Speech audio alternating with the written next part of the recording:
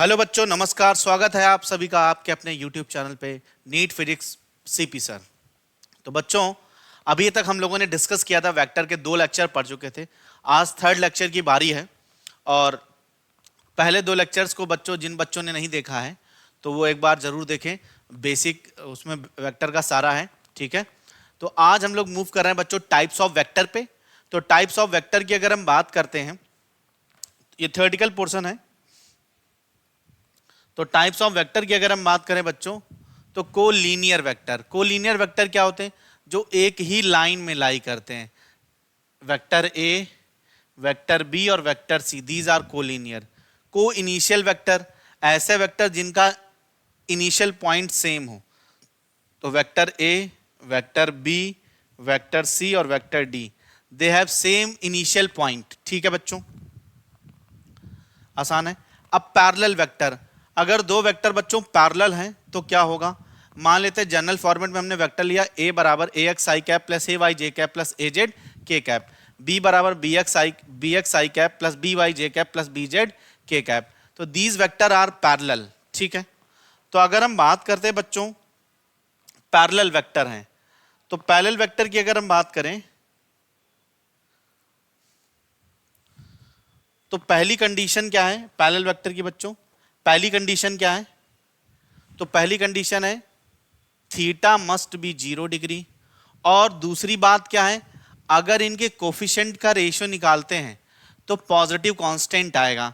अगर हम बात करें बच्चों A X by B X बराबर A Y by B Y और इज इक्वल टू बच्चों A Z by B Z, तो ये हमेशा बच्चों फॉलो करेगा और ये हमारा कोई ना कोई पॉजिटिव कांस्टेंट होगा, ठीक है। तो ये क्या होगा बच्चों? के कांस्टेंट जो होगा वो हमारा पॉजिटिव होगा, ठीक, हमेशा बच्चों फॉर पैरेलल वेक्टर। अब अगर हम बात करें 2 पैरेलल वेक्टर हैं, तो पैरेलल वेक्टर की अगर हम बात करें बच्चों, क्या पैरेलल वेक्टर बच्चों इक्वल हो सकते हैं? तो हो सकते हैं, ठीक है। क्या पैरेलल वेक्टर बच्चों अनइक्वल हो सकते हैं? हो सकते हैं। मैंडेटरी कंडीशन क्या? उनके कोफिशिएंट का रेशियो बराबर होना चाहिए और उनके और पॉजिटिव होना चाहिए। तो देखो बच्चों, एक क्वेश्चन मैंने लिया यहाँ पे। तो क्वेश्चन क्या है देखो जरा ध्यान से। एक वेक्टर है a बराबर 3i cap plus 4j cap और b बराबर बच्चों 6i cap plus 8j cap. तो ये बच्चों आपको पता भी बहुत अच्छी तरीके से, ये वेक्टर बहुत इंपॉर्टेंट वेक्टर है, ठीक है ना। ये गोल्डन ट्रायंगल का वेक्टर है बच्चों, ठीक है। तो अगर हम बात करते हैं, कंडीशन वेरीफाई कराते हैं, क्या बच्चों? A X by B X बराबर होना चाहिए बच्चों A Y B by B Y के। क्या ये बात क्लियर है? तो देखते बच्चों, ये आ जाएगा 3/2 इज इक्वल टू 4/8। तो यहां से अगर हम बात करें 1/2 और this is a positive constant, तो ये एक पॉजिटिव कांस्टेंट है। Both vectors are parallel. तो इंपॉर्टेंट ध्यान देने वाली बात क्या है बच्चों? क्या पैरेलल वेक्टर हमारे इक्वल हो सकते हैं? बिल्कुल हो सकते हैं। क्या पैरेलल वेक्टर हमारे अनइक्वल हो सकते हैं? बिल्कुल हो सकते हैं, ठीक है। क्या अनइक्वल वेक्टर पैरेलल हो सकते हैं? हो सकते हैं, ठीक है। तो ये था हमारा कॉन्सेप्ट बच्चों पैरेलल वेक्टर का, ठीक। अब बात आती है बच्चों एंटी पैरेलल वेक्टर। तो एंटी पैरेलल वेक्टर की कंडीशन क्या है? एंटी पैरेलल वेक्टर की कंडीशन है theta must B 180 degree. 2 vector के बीच में एंगल जो है वो 180 डिग्री होना चाहिए, ठीक है। तो देखो बच्चों, एक वेक्टर इस तरफ है और दूसरा वेक्टर किस तरफ है? एक वेक्टर हमारा इस तरफ है और दूसरा बच्चों इस तरफ है, ठीक। क्या parallel anti parallel vector equal हो सकते हैं? हो सकते हैं बच्चों। क्या क्या एंटी पैरेलल वेक्टर अनइक्वल हो सकते हैं? हो सकते हैं, ठीक है। तो अगर हम बात करें बच्चों तो ध्यान से देखेंगे, अब क्या होगा? इनके कोफिशिएंट का रेशियो निकालते हैं। तो क्या होगा बच्चों? A X by B X बराबर A Y by B Y बराबर बच्चों A Z by B Z और this must be equal to that negative constant. तो ये कोई ना कोई बच्चों एक नेगेटिव कांस्टेंट होना चाहिए अगर ये हमारा 2 वेक्टर एंटी पैरेलल है। क्या ये बात क्लियर है सभी को? ठीक है। तो क्या एंटी पैरेलल वेक्टर इक्वल हो सकते हैं? बिल्कुल हो सकते हैं। क्या एंटी पैरेलल वेक्टर अनइक्वल हो सकते हैं? हो सकते हैं, ठीक है। तो अगर हम बात करें तो सर ये जवाब आता है कि एक बात बताइए सर, इक्वल वेक्टर क्या होते हैं फिर? अब अगर हम बात करें इक्वल वेक्टर्स क्या होते हैं, तो इक्वल वेक्टर की पहली condition theta must be 0 degree and mod A बराबर मॉड बी, मतलब दोनों की लेंथ भी बराबर होनी चाहिए। तो अगर हम बात करें इक्वल वेक्टर, तो इक्वल वेक्टर की अगर हम बात करें तो मॉड ए बराबर मॉड बी, तो दोनों की लेंथ बराबर होगी, होगी बच्चों। क्या दो इक्वल वेक्टर हैं, mod A, vector mod A is not equal to mod B, तो क्या ये बच्चों बात सही है? कमेंट बॉक्स में आप बताएंगे बच्चों, ये बात गलत है। इक्वल वेक्टर वो वेक्टर होंगे जिनकी डायरेक्शन भी सेम हो और मैग्नीट्यूड भी सेम हो। क्या ये बात क्लियर है सभी को? ठीक। अब आता है बच्चों एक्सियल वेक्टर। अब एक्सियल वेक्टर क्या होता है? जिनकी direction always axis of rotation के अलोंग होती है। अगर हम बोले बच्चों तो कोई ऑब्जेक्ट मान लेते फैन ऐसे ऐसे नाच रहा है, तो फिंगर को कर्ल करेंगे डायरेक्शन ऑफ मोशन में, ठीक है, सर्कुलर मोशन में, और थंब देगा हमको एक्सियल वेक्टर की डायरेक्शन, ठीक है। और इनकी direction always axis of rotation के अलोंग होती है, ठीक है, या फिर ऐसे होगी या फिर ऐसे होगी, ठीक है। अगर हमारा एंटी क्लॉकवाइज मोशन कर रहा है तो अपवर्ड, क्लॉकवाइज तो डाउनवर्ड, ठीक है। क्या ये बात क्लियर है? तो हमारे एक्सियल वेक्टर कौन कौन से? Angular velocity, angular acceleration, torque, ठीक है। जहां पर भी बच्चों आगे बात करेंगे क्रॉस में और डिटेल में। तो ये बात क्लियर है? तो देखो बच्चों ध्यान से, अगर हम बात करें एक्सिस ऑफ रोटेशन, तो यहां से ये मेरा कलर, तो देखो ऐसे अगर ऑब्जेक्ट इस तरीके से रोटेट कर रही है तो फिंगर को कर्ल करेंगे, ये हमको डायरेक्शन दे देगा। और बच्चों एक्सियल वेक्टर की डायरेक्शन जो होती है always perpendicular to the motion of object, always plane perpendicular to the motion of object से परपेंडिकुलर होती है। क्या ये बात क्लियर है सभी को? ठीक है। तो ये बेसिक टाइप ऑफ वेक्टर था बच्चों। अब आता सबसे कोप्लेनर वेक्टर बच्चों। अब अगर हम बात करें कोप्लेनर वेक्टर क्या होते हैं? ऐसे वेक्टर जिनको अपन एक ही सरफेस पे रख सकें, एक सतह पे। अगर हम पीछे से कोई पेज पास करें दो वेक्टर के तो एक ही प्लेन पे होना चाहिए। बड़ी ताज्जुब की बात है बच्चों, मैथमेटिकली ये बात मैं सॉल्व भी कर चुका हूं कि दो वेक्टर हमेशा बच्चों कोप्लेनर होंगे। कैसे दो वेक्टर कोप्लेनर होंगे? तो अगर हम बात करते हैं, मान लेते बच्चों एक वेक्टर ये है और एक वेक्टर ये है, तो दो वेक्टर हमेशा कोप्लेनर होंगे। तो कोई ना कोई एक प्लेन जरूर मिल जाएगा, चाहे इन दोनों को ऐसे रखो, चाहे इसे रखो, चाहे इसे रखो, चाहे जैसे रखो, तो दो वेक्टर बच्चों हमेशा कोप्लेनर होते हैं, ठीक है। तीन वेक्टर के लिए अपन क्वेश्चन में कराऊंगा, आपको ध्यान रखना।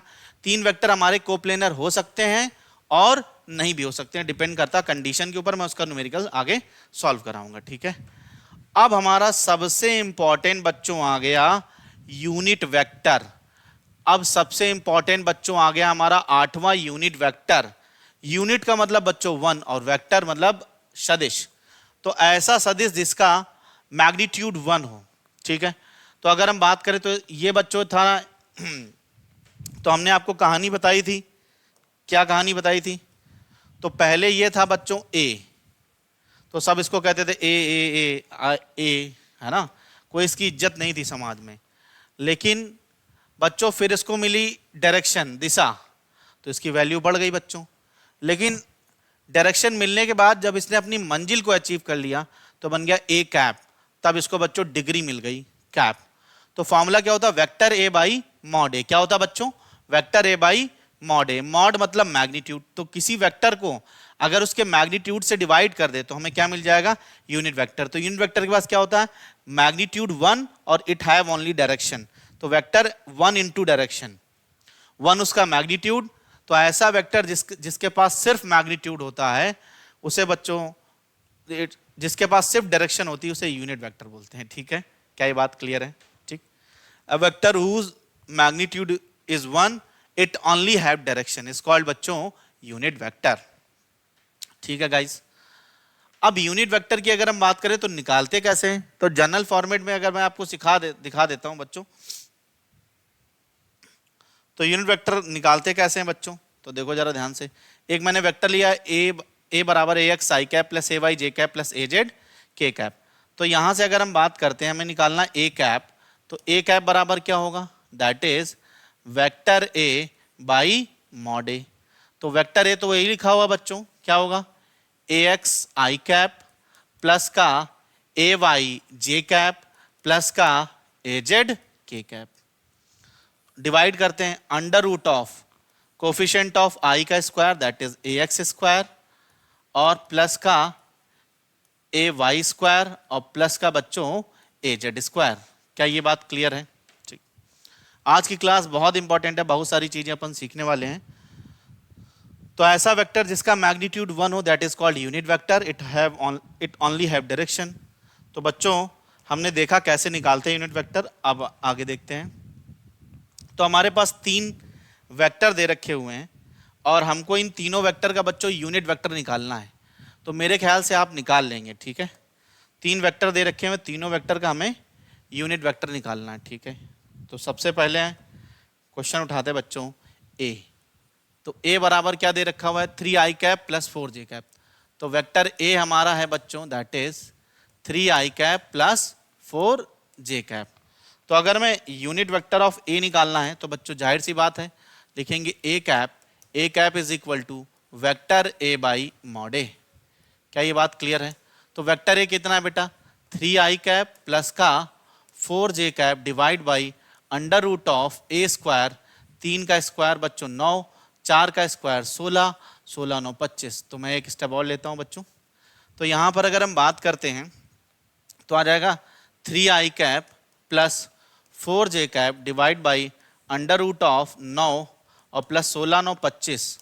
तो यह रहेगा 3i कैप प्लस का 4j cap divide by under root of 25।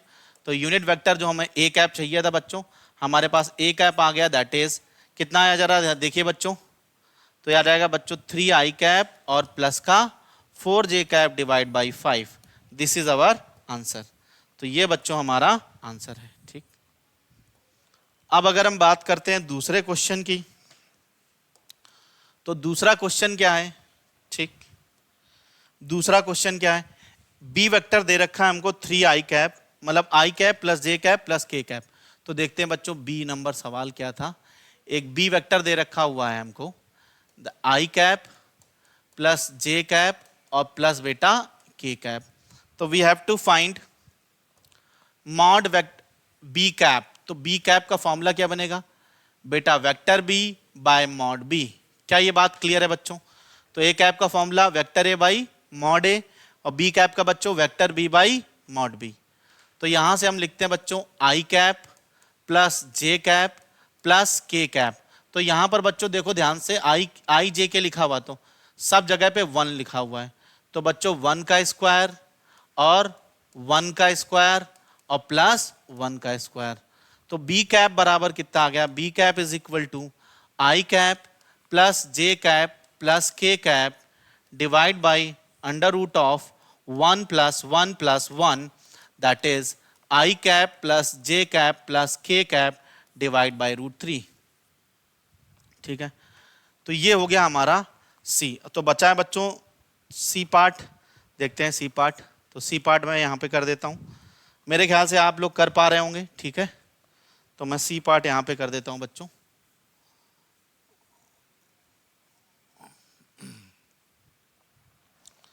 तो वेक्टर सी, तो सी वेक्टर क्या था बच्चों that is 6i cap plus 8j cap, ठीक। 6i cap plus 8j cap. तो सी कैप देख रहे हो ना ध्यान से, इधर देख लो बच्चों। तो सी कैप बराबर क्या होगा that is vector C by mod C. तो यह रहेगा कितना 8i कैप प्लस का 6i cap plus 8j cap divide by under root of 6 square और प्लस का 8 स्क्वायर। बोलो क्या ये बात क्लियर है? तो C cap is equal to कितना आ जाएगा 6i कैप प्लस का 8j कैप डिवाइड बाई 6 का स्क्वायर 36 और 8 का 64। तो 36 64 कितना होगा 100। तो आ जाएगा बच्चों 6i कैप प्लस का 8j cap divide by under root of 100। तो जाहिर सी बात है सी कैप कितना आ जाएगा, सी कैप बराबर आ जाएगा 6i कैप प्लस का 8j कैप डिवाइड बाई 10। तो चाहो और सॉल्व कर सकते हैं बच्चों, 2 से इसको बाहर निकाल सकते हैं। अब अगर हम बात करते हैं, जरा ध्यान से देखो, जरा ध्यान से देखो।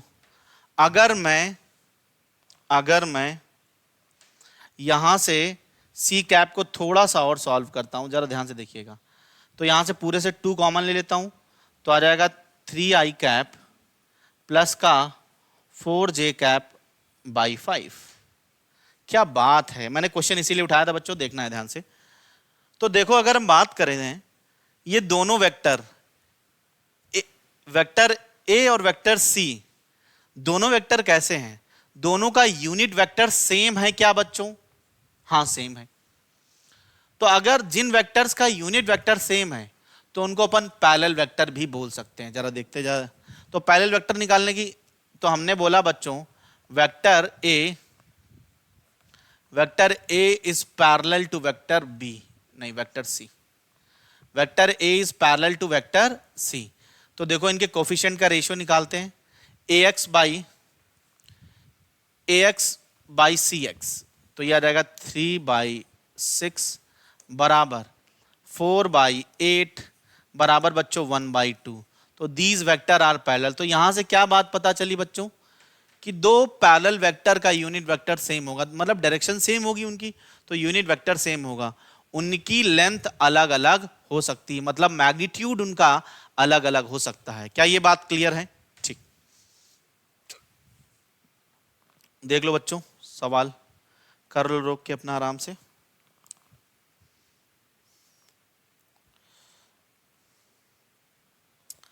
अब क्वेश्चन कैसे पूछा जाएगा, मैं क्वेश्चन फ्रेम कर देता हूं आपके लिए।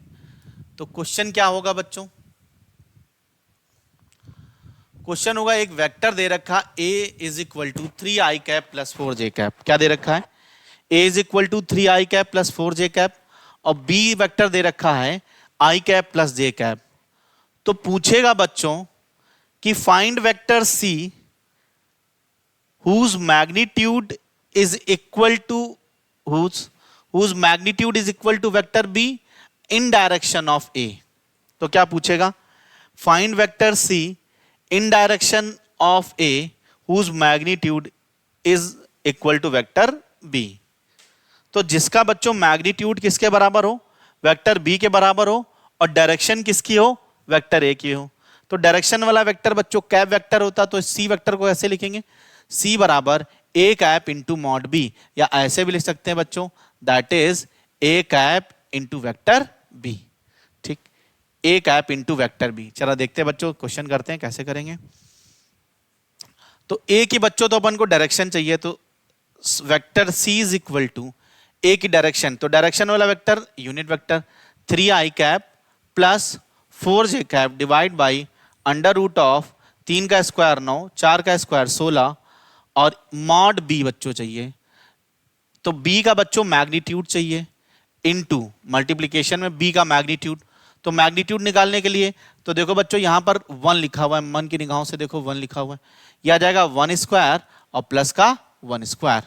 तो c वेक्टर बराबर कितना आ जाएगा बच्चों अगर हम बात करते हैं, तो 3i कैप प्लस का 4j कैप, 16 9 25, 25 का अंडर रूट लेंगे 5, तो डिवाइड बाई 5 और इनटू बेटा √2। क्या ये बात क्लियर है? ठीक है, तो अगर हम बात करें तो वेक्टर c बराबर क्या आ जाएगा? c बराबर जाएगा that is √2/5 into 3i cap plus 4j cap. मतलब ये कौन सा वेक्टर होगा?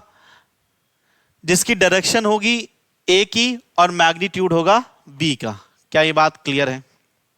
देखो जरा ध्यान से, सवाल आता है ये। अब अगर हम बात करते हैं क्वेश्चन क्या है, तो क्वेश्चन ये है कि we have to find a vector d, तो हमें वेक्टर d निकालना है। और वेक्टर d क्या होगा बच्चों? अभी हमने a की डायरेक्शन में निकाला था, अब निकालेंगे find vector b in direction of a having in direction of b having magnitude of a। Find vector d in direction of b having magnitude of a। तो a की बच्चों लेंथ लेनी है और b की डायरेक्शन। तो direction वाला vector क्या होता है बच्चों? जाहिर सी बात है कैप वेक्टर। ठीक है, तो we have to write vector d is equal to, क्या लिखेंगे बच्चों? b cap. तो कैप का फॉर्मूला क्या होता है? Vector b by mod b और इनटू बेटा a। ठीक, तो करते हैं बच्चों सॉल्व। तो वेक्टर बी कितना है बेटा, I cap plus J cap divide by mod B कितना बेटा, under root of 1 square plus 1 square और into mod of vector A. तो ए का मैग्नीट्यूड कितना होगा बच्चों, अंडर रूट ऑफ 3 स्क्वायर और प्लस का 4 स्क्वायर। तो यहां से अगर हम वेक्टर डी निकालते हैं तो वेक्टर डी बराबर A by B into vector B. तो क्या आ जाएगा बच्चों, I cap plus J cap by root 2 और 3 का स्क्वायर बच्चों 9, 4 का स्क्वायर 16, तो 16 9 25, इसका अंडर रूट लेंगे 5। तो क्या आ जाएगा बच्चों, that is 5 by root 2 into I cap plus J cap. मर्जी हो तो अगर इरेशनल नंबर नीचे ना लिखा हो, रूट 2 से ऊपर नीचे मल्टीप्लाई कर देंगे, ठीक है। तो 5 root 2 by 2 into I cap plus J cap. तो हमारा डी वेक्टर क्या है बच्चों, इसको ऐसे भी लिख सकते हैं, रूट 2 से ऊपर नीचे मल्टीप्लाई कर देते हैं 5 बाई रूट 2। यहां पर बच्चों रूट 2 इंटू 2 क्या हो जाएगा, 2 बन जाएगा, आई कैप प्लस जे कैप। तो आपको ऐसे भी ऑप्शन में दे रखा हो सकता है, ठीक है। तो ये हुआ बच्चों कैसे लिखते हैं वेक्टर्स, जिसका मैग्नीट्यूड और डायरेक्शन कैसे चुराते हैं। और कभी बच्चों बोला जाए कि हमें इस स्केलर को वेक्टर बनाना है, तो स्केलर को वेक्टर बनाने का सीधा तरीका होता है, जिसकी डायरेक्शन में चाहिए उसकी डायरेक्शन ले लो, जिसका मैग्नीट्यूड चाहिए उसका मैग्नीट्यूड। तो मैग्नीट्यूड बच्चों मतलब मॉड गंगा स्नान, आपको पहले से पता है, डायरेक्शन मतलब यूनिट वेक्टर, ठीक है, कैप वेक्टर। क्या ये बात क्लियर है, बोलो भाई।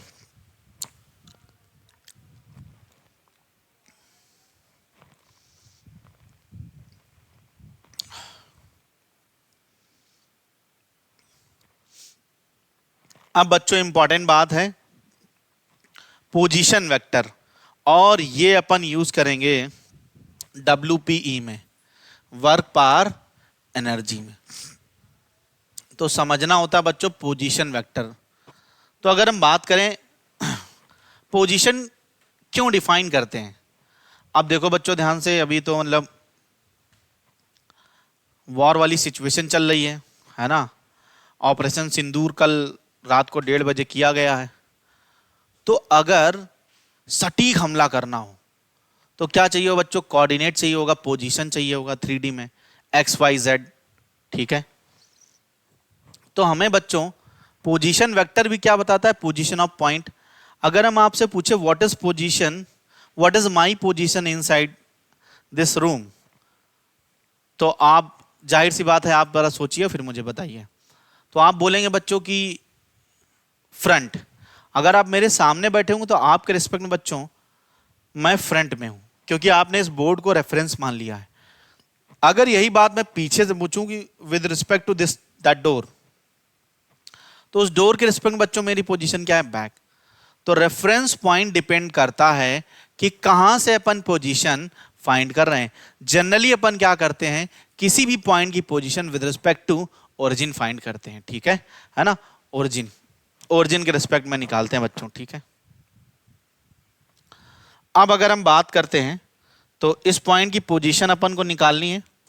तो पोजीशन के लिए हमने ये बच्चों लिया 0,0,0 और यहां से एक एरो ड्रॉ किया, ठीक है। तो 0,0 और अब हम क्या करेंगे, पहले ओरिजिन के रिस्पेक्ट में पोजीशन निकालेंगे और फिर दूसरे की ओरिजिन के रिस्पेक्ट में पोजीशन निकालेंगे, फिर बच्चों किसी पॉइंट के रिस्पेक्ट में पोजीशन निकालेंगे। जरा समझने की कोशिश करिए, और बहुत आसान है बच्चों। अब पोजीशन वेक्टर लिखते कैसे हैं ये इंपॉर्टेंट है, WP में यूज होगा बच्चों। ये सब बातें बच्चों छोटी छोटी हैं लेकिन इंपॉर्टेंट है। तो कहां से स्टार्ट हुआ, O से, कहां पर एंड हुआ, P पे। तो लिखेंगे बच्चों दैट इज OP1। अब OP1 वेक्टर लिखना है। तो करते क्या जनरली वेक्टर पोजीशन डिफाइन कर लिए, हेड के कोऑर्डिनेट को टेल के कोऑर्डिनेट सब्ट्रैक्ट करते हैं, x को i के साथ, y को j के साथ, z को k के साथ लिखते हैं। कैसे बच्चों, हेड के कोऑर्डिनेट को टेल के कोऑर्डिनेट से सब्ट्रैक्ट करते हैं और x को i के साथ, y को j के साथ, z को k के साथ। जरा देखते हैं बच्चों। तो अगर हम लिखते हैं OP वेक्टर तो क्या लिखेंगे, x माइनस जीरो आई कैप प्लस का y माइनस जीरो जे कैप प्लस का z माइनस जीरो के कैप। ठीक, तो OP1 वेक्टर क्या आ गया? OP1 वेक्टर क्या आया? तो OP1 वेक्टर आया हमारा that is x I cap plus y J cap plus z के कैप।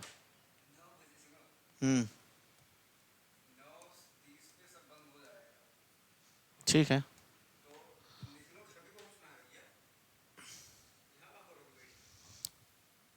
तो बच्चों ऑपरेशन ब्लैकआउट चलने वाला है ना? रिकॉर्डिंग कर रहा हूं लेकिन अभी 15-10 मिनट और ले सकता हूं मैं, कोई दिक्कत नहीं है। ठीक है, हाँ।